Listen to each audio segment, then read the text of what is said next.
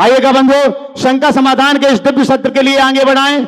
उसके पहले महाराज श्री का मंगल आशीर्वाद ग्रहण करते हैं। दोनों हाथों को जोड़िएगा, आपके लिए भी मंगल आशीष मिले और आपके माध्यम से देश और दुनिया में इस कार्यक्रम को देखने वाले लाखों लाख भक्तों के लिए भी मंगल आशीष की छांव प्राप्त हो। हे महाराज श्री, नमोस्तु नमोस्तु नमोस्तु। इच्छामि इच्छामि इच्छामि। प्रथम प्रश्न के लिए आमंत्रित कर रहा हूं। आज अपने बीच में अहरनिश गुरु स्वयं अक्षत भाई लगे ही रहते हैं। श्री मनीष जी, आशीष जी, मणि भाई, सुबह, श्वेता, हर्ष, अक्षत, आचर्ष, आर्य सिंगई परिवार, जोरदार ताली बजा दीजिए। नमोस्तु महाराज जी, नमोस्तु। इच्छामि महाराज जी। महाराज जी, आप हमेशा कहते हैं कि भावनाओं का बहुत फल मिलता है। महाराज जी, मेरी हमेशा से भावना थी और आप सिलवानी पधारे और हमको कृतार्थ करा महाराज जी, धन्यवाद महाराज जी। महाराज जी, मेरा प्रश्न ये है, महाराज जी, सफलता पाने के लिए या अपने लक्ष्य पाने के लिए कहते हैं कि सही जगह और सही दिशा में पुरुषार्थ करना चाहिए। तो महाराज जी, हम कैसे पहचाने कि हम सही दिशा में पुरुषार्थ और परिश्रम कर रहे हैं कि हम सफल हो सके? महाराज जी, नमस्ते महाराज। बहुत अच्छा सवाल किया। सही दिशा में किया गया सही प्रयास ही हमारी सफलता का आधार है और सबसे महत्वपूर्ण है दिशा का चयन। हमारी दिशा सही है या नहीं, इसका अंदाज परिणाम पर विचार करके लगाया जा सकता है। परिणाम यदि लक्ष्योन्मुखी है तो समझना हमारी दिशा सही है, और परिणाम लक्ष्य से विमुख है तो समझना हमारी दिशा गलत। समझ गए? तो हमेशा जब हम कोई कार्य करें तो परिणामों की समीक्षा करते रहे। हालांकि इसमें एक सावधानी रखने की भी ज़रूरत है। प्रायः लोग अधीर होकर के बार बार अपनी दिशा बदलते हैं। परिणाम मिलेगा, अनुकूल नहीं मिले तो चलेगा, प्रतिकूल नहीं होना चाहिए। अनुकूल परिणाम एक दिन में नहीं आते। हमने धरती में बीज बोया, दूसरे दिन अंकुर नहीं होता। बीज के अंकुरन तक में वक्त लगता है, लेकिन उतनी हमें प्रतीक्षा करनी होगी। हमने सही तरीके से खेत को तैयार करके बीज बो दिया तो निश्चित रूप से वह बीज अंकुरित होगा, ये विश्वास होना चाहिए। इसी तरह हमने सोच विचार करके यदि कोई निर्णय और निष्कर्ष लिया है और उस दिशा में आगे बढ़े तो निश्चित रूप से उसका परिणाम निकलेगा, ये मन मस्तिष्क में अंकित होना चाहिए। लेकिन यदि परिणाम उल्टा हो रहा है तो हमें उसकी समीक्षा करनी चाहिए। हमारा परिणाम क्या है ये हमें देखना चाहिए, और परिणाम सही है तो उस दिशा में बढ़ना चाहिए। परिणाम विपरीत है तो अपनी दिशा बदलना चाहिए। आस्था जैन सिलवानी वे अपना प्रश्न गुरु चरणों में करें। नमोस्तु महाराज जी, नमोस्तु नमोस्तु। गांव के बच्चे जब बाहर पढ़ने जाते हैं तो खुद की इच्छा ना होते हुए भी दूसरों से कंपटीशन करने के चक्कर में कई गलत काम करने लगते हैं।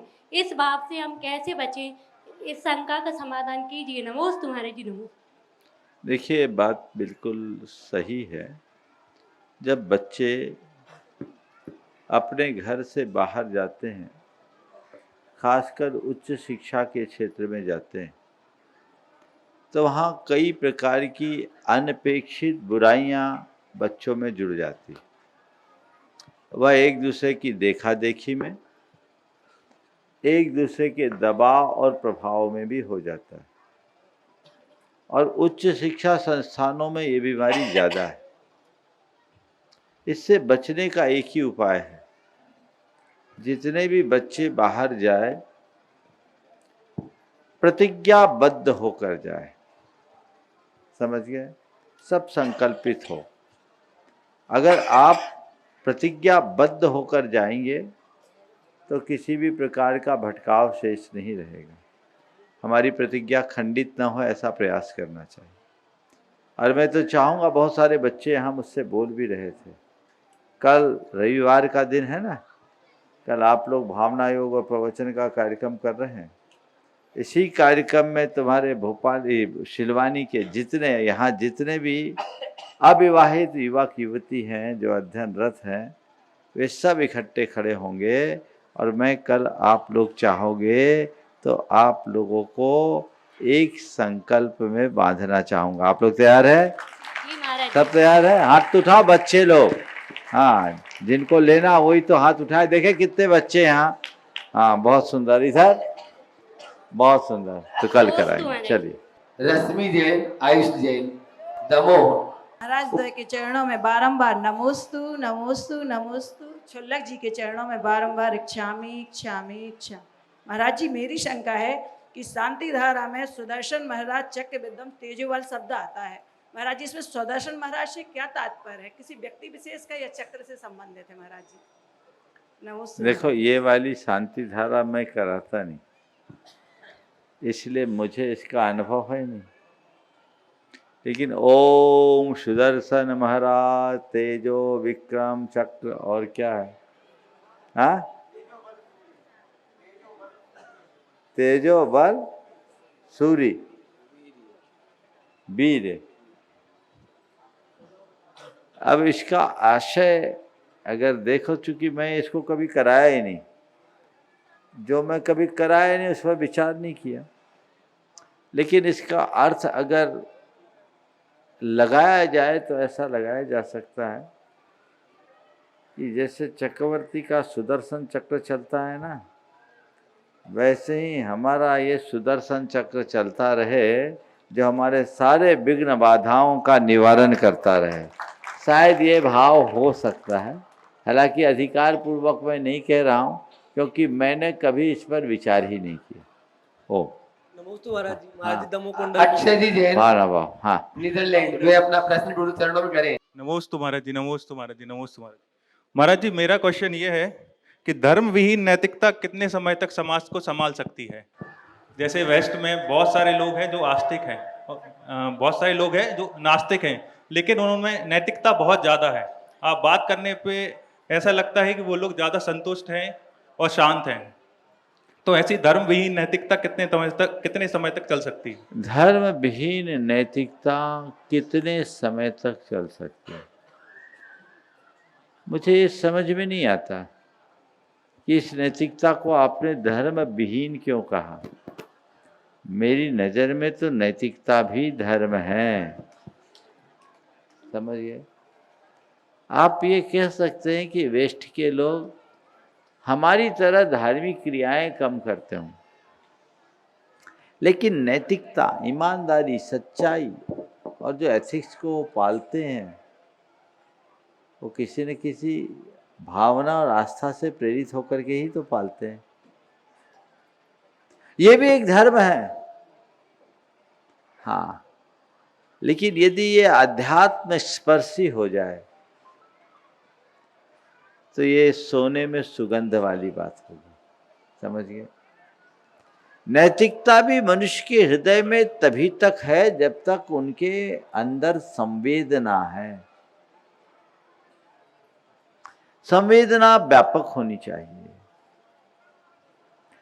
अंतर ये दिखता है कि ऐसे लोग मानवीय संवेदना से तो भरे रहते हैं, पर प्राणी मात्र के प्रति उनके हृदय में जैसी संवेदना दिखनी चाहिए वो नहीं होती। महाराज जी, अब लेकिन और लोग, बोल रहा हूं मैं पूरी बात। अगर इनकी ये नैतिकता प्राणी मात्र की संवेदना से जुड़ जाए तो समझ लेना ये अहिंसा का ही एक व्यवहारिक स्वरूप होगा, क्रूरता मुक्त जीवन होगा। आप ये बिल्कुल सही कहना चाह रहे हैं कि अब लोगों के अंदर ऐसा जुड़ाव हो रहा है। इसलिए आपने जो पहला वाक्य कहा कि धर्म विहीन नैतिकता, ये धर्म विहीन नहीं है, ये धर्म सहित है। एक बात मैं आपसे पूछता हूं, धर्म का एक बंधा बंधाया नियम कभी नहीं रहा। हम आप जो यहाँ धर्म करते हैं यही धर्म सारी सृष्टि में हो, सारे लोक में हो, ऐसा नहीं। बोलो, नरक में धर्म है कि नहीं? बोलो, सम्यक दृष्टि है ना? वहाँ मंदिर है क्या?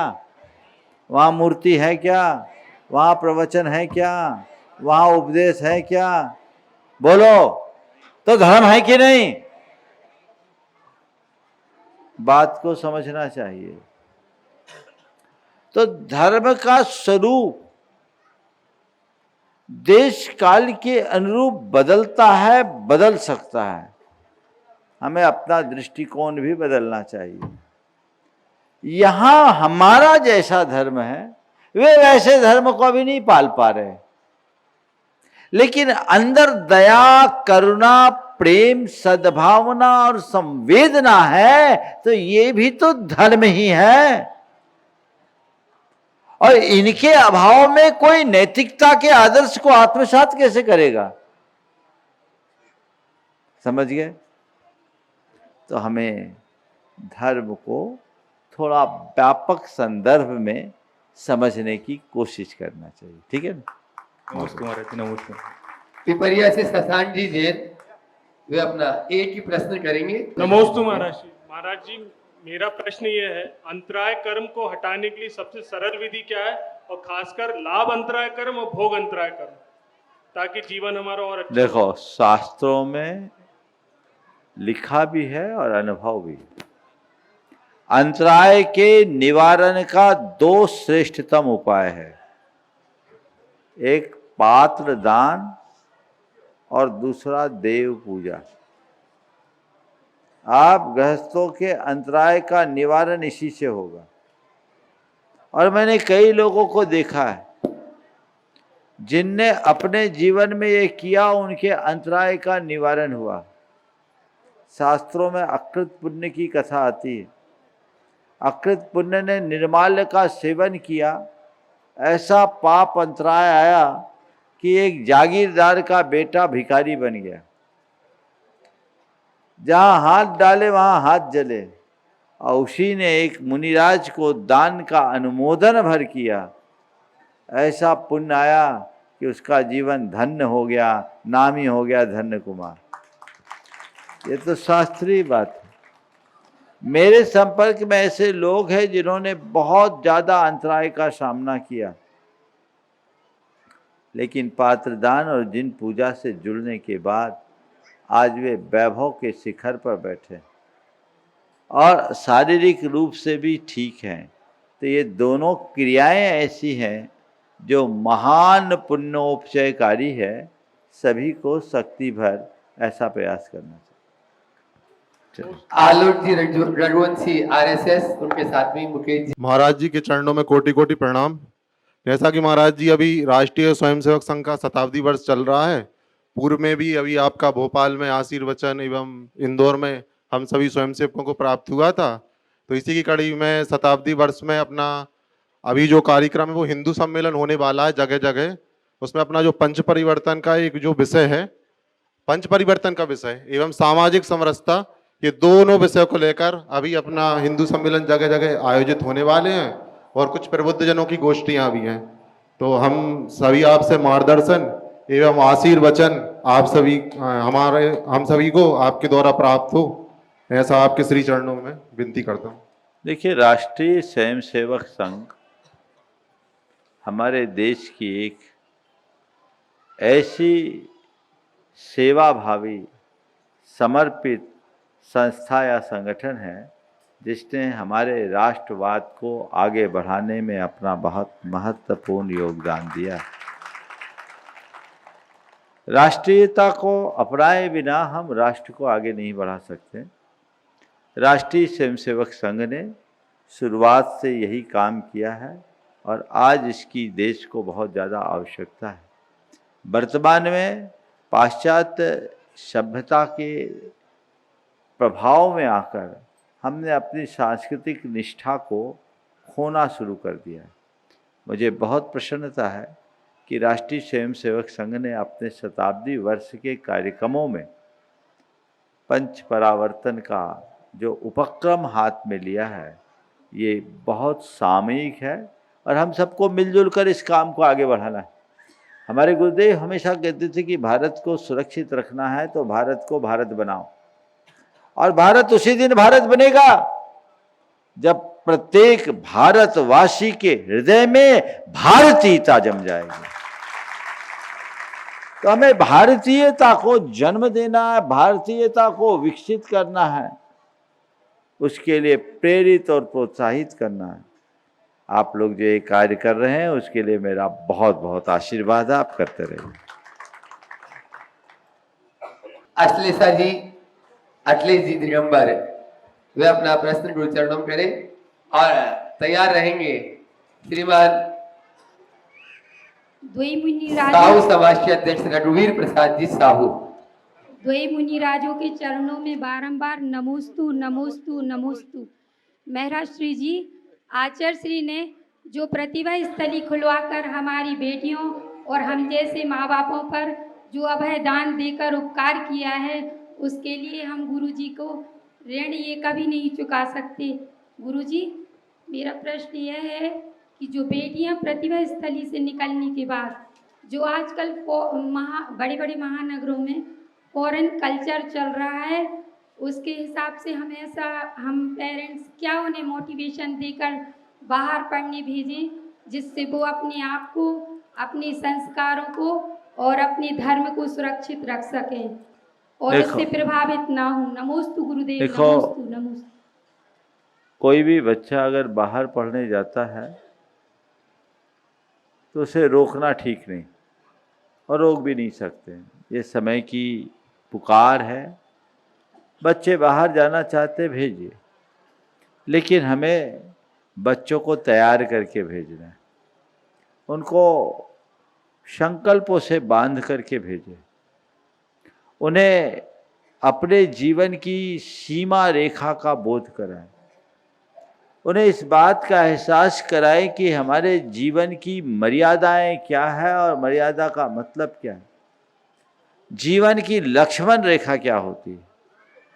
उन्हें समझाएं कि तुम्हें जो कुछ करना है करना, पर इस सीमा रेखा, इसे को अपनी लक्ष्मण रेखा मान करके चलना, इसका उल्लंघन मत करना।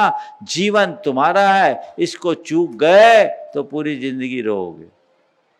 दूसरी बात, बच्चों से दोस्ताना व्यवहार कीजिए। बच्चों के साथ ऐसा व्यवहार कीजिए कि यदि बच्चों से भूलवश कोई गलती हो भी जाए तो आपको बताने में संकोच न करें।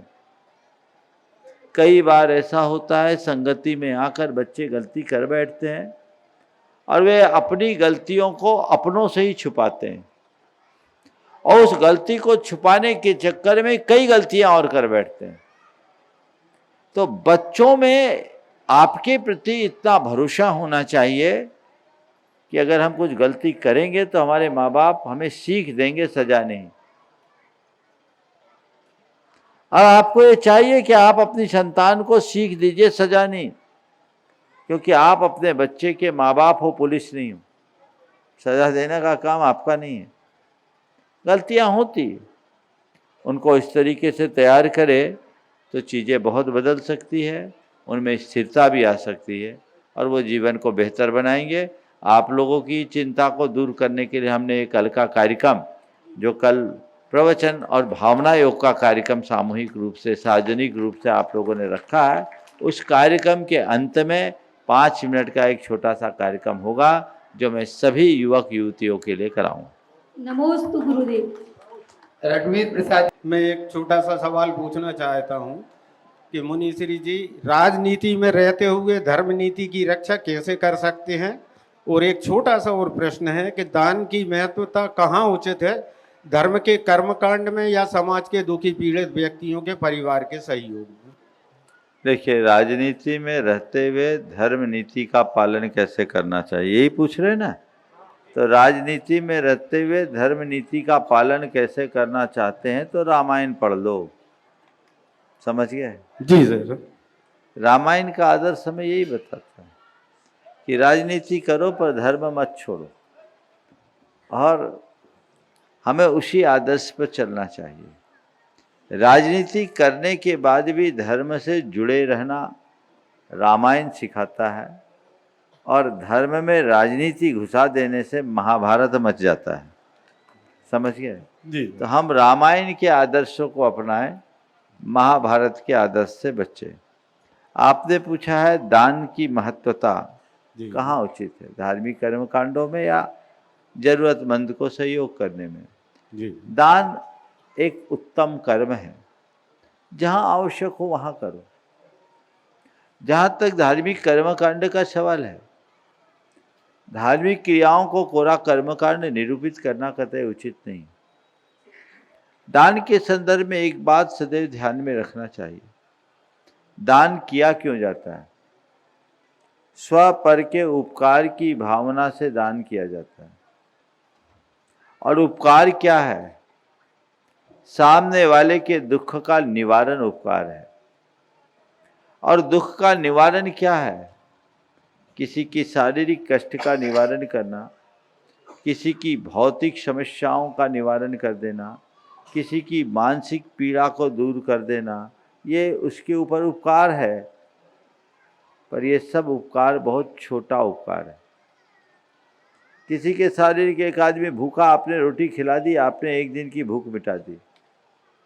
एक आदमी बीमार है, आपने उसकी चिकित्सा करा दी, आपने उसकी बची जिंदगी को बचा दिया, यही ना उपकार हुआ? जी सर। एक आदमी बहुत परेशान है, आपने उसको थोड़ा बहुत मोटिवेशन दे दिया, थोड़ी सी स्थिरता ला दी, यही ना उपकार है? लेकिन किसी व्यक्ति की आपके किसी निमित्त से जीवन की दिशा बदल गई, उसकी आत्मा के दुख का निवारण हुआ, बोलो कितना बड़ा उपकार है? बहुत बड़ा उपकार है। भाव भाव का उपकार है कि नहीं? जी जी। बोलो। तो धर्म क्या करता है? धर्म व्यक्ति के भौतिक कष्टों को ही नहीं, आत्मिक दुखों का निवारण करता है। धर्म के माध्यम से भाव भाव का दुख दूर होता है।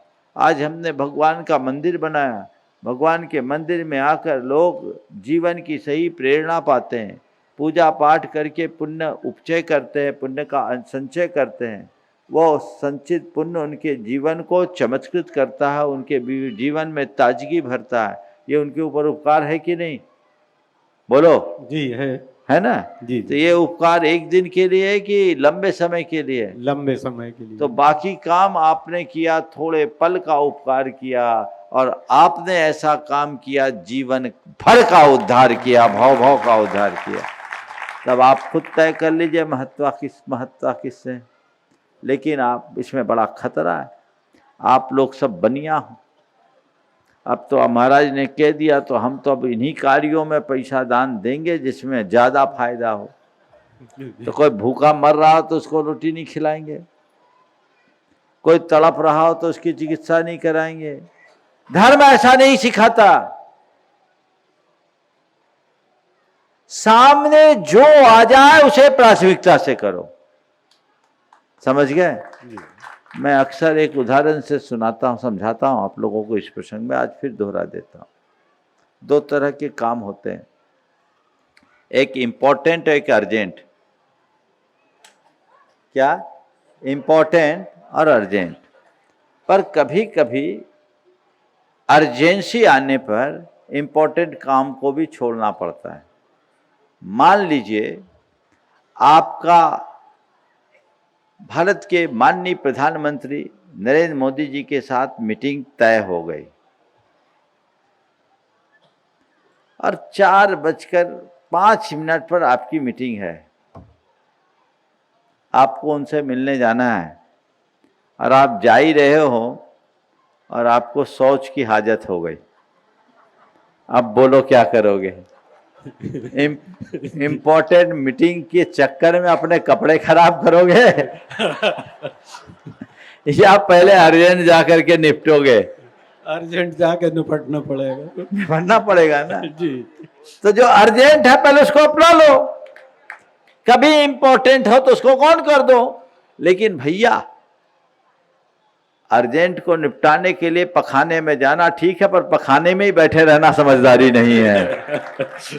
निपटो और आगे बढ़ो। समझ गए ना? वहां से निपटो, टॉयलेट से बाहर आओ, फिर अपना काम करो। तो यदि यदा कदा कोई ऐसे निमित्त आते हैं तो उन्हें प्राथमिकता से करना चाहिए। और एक बात और आपसे कहता हूं जी, सब काम पुण्य पाप के भाव से नहीं किए जाते हैं। जो कार्य मानवीय संवेदना से जुड़े हैं उन्हें पुण्य पाप धर्म अधर्म से ऊपर उठकर सोचना चाहिए। जय हो मुनि श्री जी। ये मानवीयता से जुड़ा हुआ, ये मेरा कर्तव्य है, ये मेरी मानवीय संवेदना की अभिव्यक्ति है। इस समय मुझे ये नहीं देखना कितना पुण्य लगेगा, इस समय मुझे ये नहीं देखना है कि मेरे लिए धर्म है या अधर्म, इस समय मेरा कर्तव्य क्या है ये समझने की कोशिश करनी चाहिए, तब हम आगे बढ़ पाएंगे। राय समाज से समाज सेवी माखन जी राय। बोलिए आचार्य विद्यासागर जी महाराज की जय। गुरुदेव, मेरा प्रश्न ये था कि मेरे घर पर या दर पर कोई भिखारी आता है और उसको भीख देना चाहिए या नहीं? अगर देना चाहिए तो उसका वो गलत उपयोग करता है तो उसका दोष किसे आएगा? मुझे सरकार आएगा ने या कानून बना दिया भीख देना अपराध। तो मैं तो आपसे कहता हूं, आपके घर कोई मांगने वाला है तो उसको भीख मत दो, उसको देने लायक बनाओ, उसको समर्थ बनाओ। भीख देके आप उसको भिखारी बना दोगे और सीख देके उसको आप समर्थ बनाओगे। तो आप भीख नहीं सीख दीजिए। अब सीख कैसे दे? महाराज, भूखे को उपदेश थोड़ी अच्छा लगेगा, उसको तो रोटी लगेगा। आप उसे सही, पहले उसका पेट भरिए, उसको मार्गदर्शन दीजिए, उसको स्वावलंबन की प्रेरणा दीजिए, उसके लिए अच्छे विकल्प उत्पन्न कीजिए। बहुत सारे पेशेवर भिखारी आ गए जिनका यही धंधा है, और इसीलिए मध्य प्रदेश सरकार ने नियम बनाया ना, कानून है। तो ऐसा कार्य मैं भी नहीं चाहूँगा। हमें देना नहीं है, सामने वाले को समर्थ बनाना है, ये प्रयास करना है। नमोस्तु भगवान। हाँ, अब मैं चाहूँगा आज अपने बीच डॉक्टर SK जैन, इधर आ जाइए डॉक्टर साहब सामने। एक बार आप लोग इनका जोरदार करताल ध्वनि से अभिनंदन करें। हमारे समाज की एक अच्छी विभूति, जिन्होंने अपने कौशल और प्रतिभा के बल पर पूरे बरकतुल्लाह विश्वविद्यालय का नक्शा बदल दिया। आज उस विश्वविद्यालय की एक इन्होंने नई पहचान दी है। और अभी हमारे भोपाल प्रवास में इन्होंने हमारा कार्यक्रम भी वहाँ कराया, विश्वविद्यालय के बच्चों के संबोधन का, और उसके उपरांत वहाँ पर उन्होंने एक नई शुरुआत की है। मैं चाहूँगा आज के सत्र में वे अपनी बात भी कहेंगे, और जितना समय बचा है आज के शंका समाधान के लिए वे अपने सवाल करेंगे। जो भी समय बचा है मैं डॉक्टर साहब के लिए समर्पित करता हूँ, क्योंकि ऐसे लोग बहुत कम आ पाते हैं। आज भी वे अपने बहुत व्यस्त समय से आए हैं, लेकिन आप लोग एक बार पुनः जोरदार अभिनंदन कीजिए। महाराज जी नमोस्तु नमोस्तु नमोस्तु। मैं बहुत तुच्छ और छोटा सा जीव हूँ, इस पृथ्वी पर भार भी हूँ, ऐसा मान लें। महाराज जी, शंका समाधान का समय है तो 2-3 सवाल बैठा बैठा लिख लिया हूँ तो पूछ लेता हूँ। आज हम समाज में देख रहे हैं, चूंकि मैं शिक्षा जगत से हूँ, बच्चों में किताबें पढ़ने की एक पहले ललक हुआ करती थी, बड़ों में भी होती थी। आज वो धीरे धीरे कम होती जा रही है। श्री मोबाइल प्रसाद पर ज्यादा ध्यान दिया जा रहा है। तो ये कब तक बच्चे इस दिशा में फिर से आएंगे, किताबों की तरफ, शास्त्रों की तरफ, ग्रंथों की तरफ आगे बढ़ेंगे? ऐसा क्या उपाय किया जाए कि बच्चे हमारे, बड़े हमारे उस तरफ बढ़ सके? बहुत अच्छा सवाल आपने किया है। दरअसल स्क्रीन टाइम की आदत लोगों की बढ़ गई है और सब चीज़ें स्क्रीन पर सर्च करने की प्रवृत्ति हो, जबकि रिसर्च ये बताते हैं कि स्क्रीन के माध्यम से पढ़ी गई चीज़ें हृदय में अवधारित नहीं होती। आप टेक्स्ट को टेक्स्ट के रूप में पढ़िएगा तो वो आपको आसानी से हृदयंगम होगा। इसलिए सभी को चाहिए कि वो अपने स्क्रीन टाइम को कम से कम करने की कोशिश करें। उससे आँखों पर भी दुष्प्रभाव पड़ता है और हमारे ब्रेन पर भी उसका दुष्प्रभाव पड़ता है। तो हमें चाहिए कि इस बात को वैज्ञानिक तरीके से हम लोगों तक समझाएं, पहुंचाएं और उन्हें बताएं कि भाई आप पुस्तकें पढ़ो, टेक्स्ट को टेक्स्ट रूप में पढ़ो, और पढ़ने से जीवन आगे बढ़ता है। और आज तो चूंकि टेक्नोलॉजी का युग आ गया है और नई तकनीक हमारे लिए एक बहुत बड़ी चुनौती बन गई। एक आदमी दिन भर में 50-60 रील देख लेता होगा, लेकिन याद एक भी नहीं रहता। कितनी चीज़ें सर्च कर लेते हैं, आपके पास कुछ भी कोई भी ज़रूरत हो, आपने तुरंत AI का उपयोग किया और उसका समाधान खोजा, लेकिन ये आपकी बुद्धि को जड़ करने वाला है। इसमें आपको याद कुछ नहीं रहेगा, समझ में कुछ नहीं आएगा।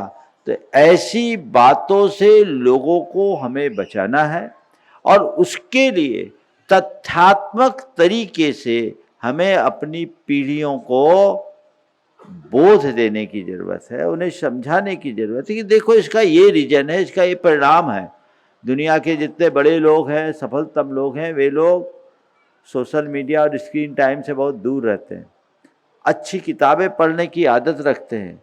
कई लोग तो ये है कि जिनने अपने जीवन की सफलता का आधार अच्छी पुस्तकों को रखा। कई लोगों ने अपनी जीवन गाथा में लिखा है कि मेरी किताबें ही मेरी सबसे अच्छे मित्र हैं। हम उन आदर्शों को समझें और अच्छी पुस्तकें पढ़ने की आदत डालें।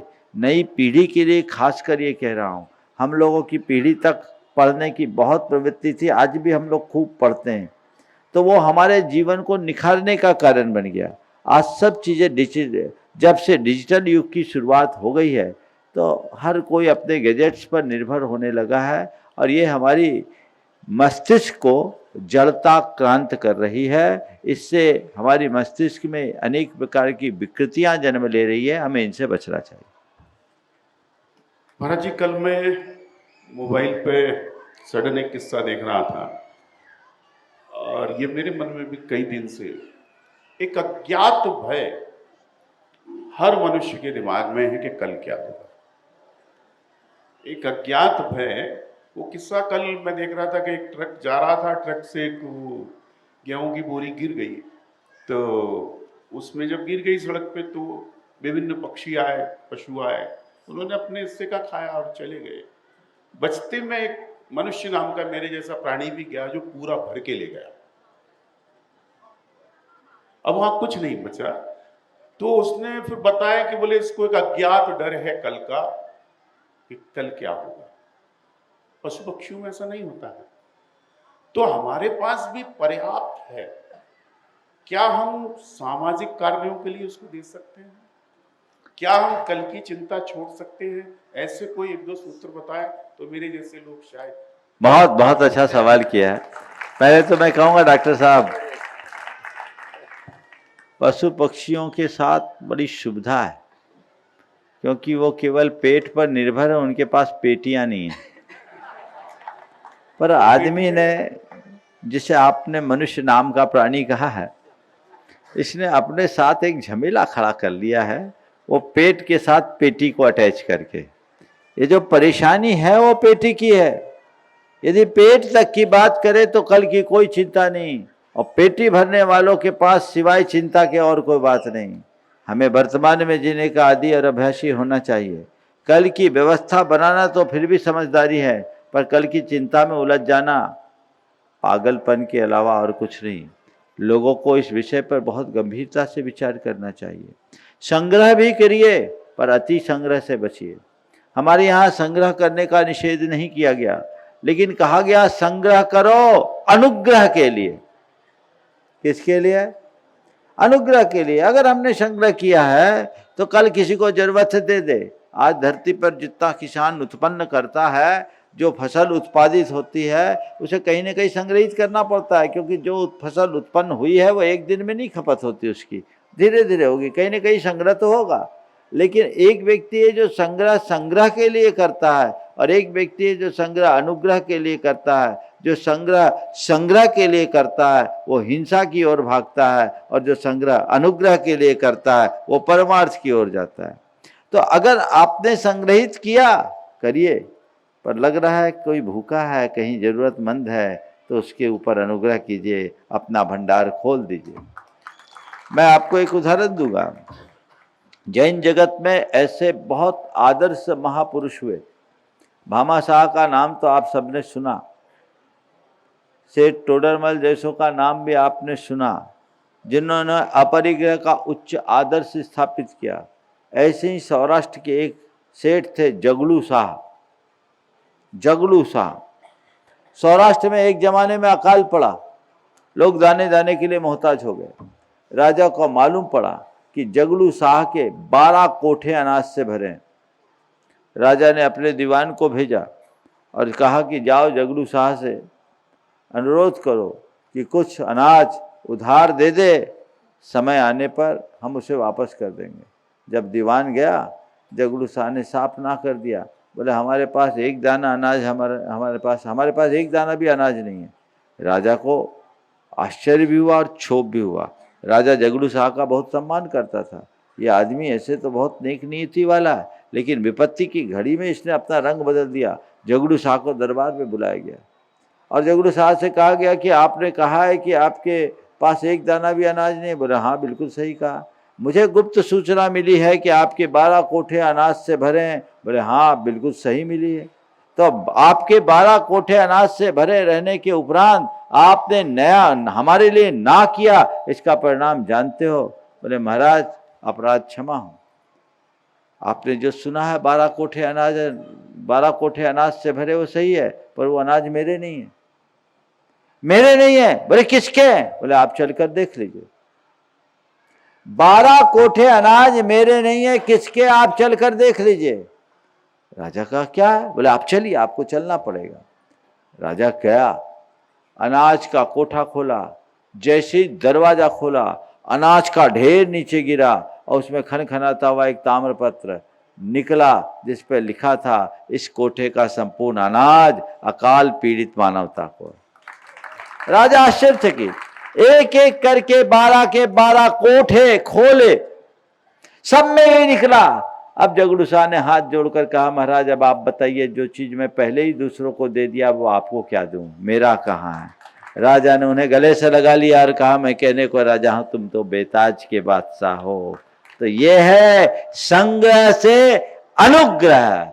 ये हमारी संस्कृति है जो हमें अपनाना चाहिए। और जगलू शाह हमारे जैन समाज के एक बड़े गौरव थे। महाराज जी, जिनके पास पर्याप्त पैसा है, यानी कि माया धन है, ये देखने में आता है कि वो खर्च नहीं कर पाते। आप कोई भी उदाहरण कहेंगे तो मैं बता सकता हूं। घर में रखा है पर्याप्त, पर उपयोग नहीं आ रहा। ऐसे धन का उपयोग कैसे करवाए? बहुत अच्छा सवाल किया। जिनके पास पर्याप्त है पर उपयोग नहीं करता। हमारे ज्ञान सागर जी महाराज ने, गुरुनाम गुरु ज्ञान सागर जी महाराज ने ऐसे लोगों के लिए लिखा है कि कंजूस से बड़ा कोई दानी नहीं होता। कंजूस से बड़ा कोई दानी नहीं होता, क्योंकि वो अपनी सारी संपत्ति बिना हाथ लगाए दे जाता है। दानी तो हाथ से देता, उसको छोड़ के जाना पड़ता है। लोगों को ये समझना चाहिए, धन का संग्रह करो पर अनुग्रह भी करो। धन के लिए या तो उपयोग करो या उपभोग करो। जो लोग केवल धन को अर्जित करके रख लेते हैं, उनका उपयोग नहीं करते, उपभोग नहीं करते, उस धन को अभिशप्त धन की श्रेणी में कहा। अभिशप्त धन से बचिए। समझ गए? आप क्या कर रहे हैं आपको देखना है। हमारे यहाँ 4 प्रकार की लक्ष्मी है। भाग्य लक्ष्मी, पुण्य लक्ष्मी, पाप लक्ष्मी और अभिशप्त लक्ष्मी। भाग्य लक्ष्मी, पुण्य लक्ष्मी, पाप लक्ष्मी और अभिशप्त लक्ष्मी। भाग्य लक्ष्मी क्या है?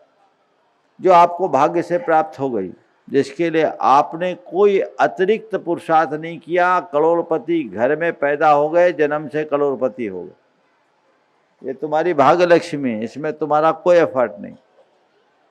पुण्य लक्ष्मी, वह संपत्ति जिसे तुमने परमार्थ में लगाया है, वो पुण्य लक्ष्मी। तुमने कितना कमाया, ये अर्थपूर्ण नहीं है। तुमने अपनी कमाई का कितना हिस्सा परमार्थ में लगाया, जो परमार्थ में लगा दिया वो पुण्य लक्ष्मी। पाप लक्ष्मी जो पाप करके कमाया और जो पाप में लगाया, वो सब क्या है? पाप लक्ष्मी। पाप से उपार्जित और पाप में खपाई हुई संपत्ति पाप लक्ष्मी कहलाती है। और अभिशप्त लक्ष्मी कमाया पर न खाया न किसी के लिए लगाया, वो सब अभिशप्त है। ऐसे अभिशप्त लक्ष्मी वाले की स्थिति क्या होगी? मरने के बाद उसी में कुंडली मार करके बैठेंगे और कुछ नहीं। और गुरुदेव ने ऐसे ही लोगों को संबोधते हुए लिखा है, कुंडली मार कंकर पत्थर पे क्या मान बैठे। कुंडली मार कंकर पत्थर पे क्या मान बैठे। लोगों को इस पर गंभीरता से विचारना चाहिए। महाराज जी अंतिम प्रश्न, इसके बाद नहीं पूछूं। बोलिए, आप पूछ सकते हैं। हमारे यहाँ समाज के कल्याण हेतु छोटे छोटे प्रकल्प तो चल रहे हैं, जैसे छोटे छोटे औषधालय चलते हैं, छोटे छोटे विद्यालय चलते हैं। जैसे अभी आपने भोपाल में गुरुकुलम चालू करवाया, विद्या प्रमाण गुरुकुलम। क्या ऐसा मेरा मानना है, ईश्वर की कृपा से जैन कुल में जन्म लिया है और मैं किसी भी जैन को कमजोर धनाढ्य नहीं मानता, अच्छे धनाढ्य हैं। क्या जैनों की तरफ से इस देश में समाज के लिए, समाज के सभी वर्गों के लिए कोई बहुत बड़ा मतलब प्रकल्प, जिसको मेरे उसमें अस्पताल जिसको कहते हैं हॉस्पिटल, जिसमें समाज की निःशुल्क सेवा की जावे, हम सब मिलकर ऐसा कोई प्रकल्प बना सकते हैं क्या? बहुत अच्छा भाव आपने रखा है। अगर देखा जाए तो जैन समाज ने हमेशा से इस दिशा में काम किया है और हर जगह जनसंख्या के अनुपात से समाज अपनी शक्ति के अनुसार जनहित के उपक्रम करते आई है। छोटी छोटी समाजों में भी आज भी चल रही है और ये आज से नहीं, सदियों से दानशालाएँ, पन्नशालाएँ, औषधशालाएँ हमारे यहाँ पुरातन काल से चलती रही, वर्तमान में भी चल रही। आपने किसी चिकित्सालय की बात की, गुरुदेव ने भागोदय और पूर्णायु के माध्यम से उसकी शुरुआत कर दी, लेकिन चिकित्सालय में आज के संदर्भ में बहुत सारी चुनौतियां भी हैं। कानूनी और सामाजिक जटिलताएं बड़ी विचित्र हो गई, चिकित्सा बहुत महंगी हो गई और ये पूरी तरह से एक इंडस्ट्री बन गई। अनुभव ये बताता है कि चिकित्सालय बनाना बहुत सरल है, चलाना बहुत कठिन है। उसको चलाने में समाज को बहुत परेशानियों का सामना करना पड़ता है। तो मैं तो ये कहूँगा, और मैंने उसके लिए प्रयास किए भी है, कराए भी है और आगे भी भावना है, हम अस्पताल खोलने की जगह डायग्नोस्टिक सेंटर्स खोलें, जहाँ लोगों की जांचें निःशुल्क करा दें। आधी शक्ति बच जाएगी। सबसे ज़्यादा प्राण तो लोगों की जांचों में निकलते हैं। और डायग्नोस्टिक सेंटर को अगर आप नो लॉस प्रॉफिट पर भी चलाओगे ना, सेल्फ सस्टेनेबल हो जाएगा, तो भी लोगों की बचत हो जाएगी। 1 रुपये का काम 30 पैसे में हो जाएगा, क्योंकि 70 पैसा तो ऐसे ही जाता है, क्योंकि डायग्नोस्टिक सेंटर वाले 50 पैसा तो डॉक्टर को देते हैं, सबके कमीशन फिक्स है। ये इनको प्रवर्तित किया जाए, इनको आगे बढ़ाया जाए, मेरे मन में भी है। देखिए कब निमित्त मिलता है। और आपने बोला श्री विद्या प्रमाण गुरुकुलम की शुरुआत तो भी हुई है, इसे मैं मंगलाचरण के रूप में देखता हूँ। मेरी इच्छा तो है एक ऐसा बृहद विश्वविद्यालय होना चाहिए जो पूरे देश में एक अच्छा उदाहरण बन सके। और मेरा आप जैसे लोगों के प्रति ये पूरा ध्यान है कि आप लोगों की प्रतिभा को इधर नियोजित करके इस दिशा में आगे बढ़ाया जाए। नमोस्तु नमोस्तु नमोस्तु। अभी भावना योग पर MA, भावना MA स्पेशलाइजेशन है भावना योग, बरकतुल्लाह विश्वविद्यालय में संभवतः जुलाई से चालू कर देंगे हम। उसके 2 चरण पूरे हो गए हैं, परसों अखबार में भी खबर थी वो। अभी उसके 2 चरण और बाकी हैं, जो हम जल्दी पूरा कर देंगे, पेपर में देंगे। आप लोगों का स्वागत है, आप आएँ, प्रवेश लें। उसको हम दोनों मोड में चलाएंगे, ऑनलाइन भी चलाएंगे और ऑफलाइन भी चलाएंगे। बहुत सुंदर। देखिए डॉक्टर साहब ने आप सबकी भावनाओं को ध्यान में रखते हुए बहुत अच्छा उपक्रम किया। ये इनकी खुद की पहल पर ये हुआ है, और जैसा आपने अभी व्यक्त किया कि जुलाई से ये होगा, मैं देश के सभी लोगों से संदेश देना चाहता हूँ, जैसे ये सत्र शुरू हो पहले ही सत्र में आप लोग अपना प्रवेश ले लें। जो ऑनलाइन ऑफलाइन दोनों सुविधाएं ये दे रहे हैं, तो ये तो बहुत बड़ी बात है। डॉक्टर साहब चिंता मत करना, आपके पास इतने एडमिशन आएंगे कि आप पूर्ति नहीं कर पाओगे, और ये बहुत बड़ी क्रांति होगी। एक बहुत अनूठी पहल आपके प्रयासों से हुई है, और मुझे लगता है इस प्रयास के बाद अन्य विश्वविद्यालयों को भी इससे प्रेरणा मिलेगी, और ये भावना योग के प्रचार की दिशा में एक सकारात्मक पहल होगी। अपने बीच में आलोक श्रीवास्तव, अखिल भारतीय कायस्थ महासमाज जिलाध्यक्ष, यहाँ पर उपस्थित है, वे आ जाएं। एडवोकेट आलोक श्रीवास्तव जी। सबसे पहले श्री गुरुवर के श्री चरणों में चरण स्पर्श वंदन नमस्तु नमस्ते।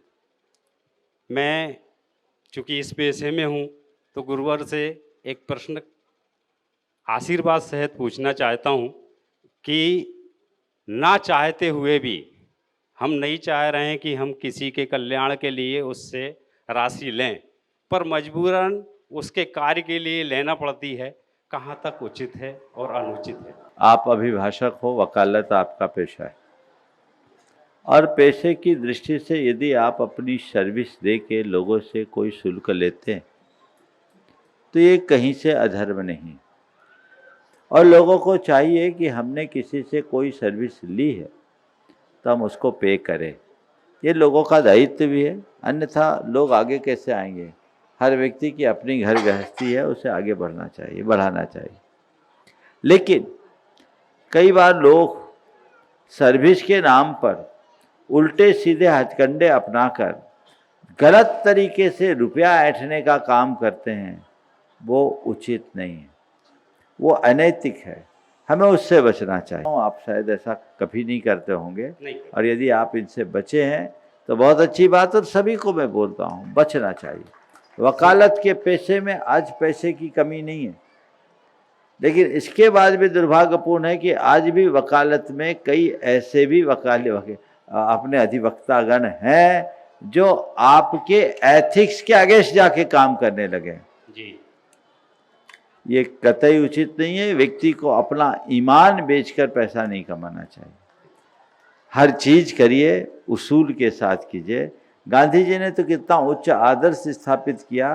बैरिस्ट्री के धंधे में रहने के बाद भी उनने सत्य का प्रयोग किया, झूठ का भी प्रयोग नहीं किया। वे अपने क्लाइंट के दोषी होने पर कभी ये नहीं कहते थे कि मेरा क्लाइंट निर्दोष है, वे कहते थे क्लाइंट सदोष है, लेकिन इसके लिए ये दंड नहीं होना चाहिए, ये दंड होना चाहिए। वो दंड कम दिलाने के लिए भी अपनी वकालत करते थे और ये एक बहुत बड़ा सहयोग हो जाता था। तो वो चीज़ें हम अपना सकते हैं। आपने दूसरा सवाल क्या किया? एक और प्रश्न है गुरुदेव से कि समाज के कल्याण के लिए धार्मिक दिशा में कैसे कार्य करें कि सभी का देखिए धार्मिक दिशा से कल्याण हो सके। समाज को रचनात्मक दिशा दीजिए, सामाजिक समरसता का वातावरण बनाइए और लोगों को अहिंसा और शाकाहार से जोड़िए। बोलिए अहिंसा परमो धर्म की